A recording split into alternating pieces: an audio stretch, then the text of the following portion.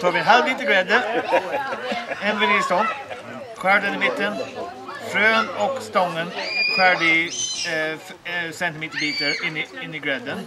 Kokar man upp grädden tills den kokar, lägger lock på, tar bort från värmen.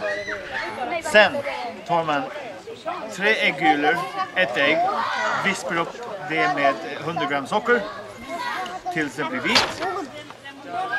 Sen kokar man grädden igen. När grädden kokar så häller man in den i äggen, vispar. Det blir lite tjockt då för att äggen koks lite grann med varma grädden. Häller man den igen med en siv för att sila bort frön och vanilj. Och så häller man den i den sådana här små formar.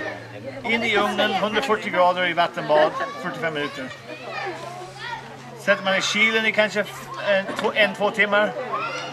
Så över lite socker och bränner på med svetsgrejer. Så det bränns. That's it.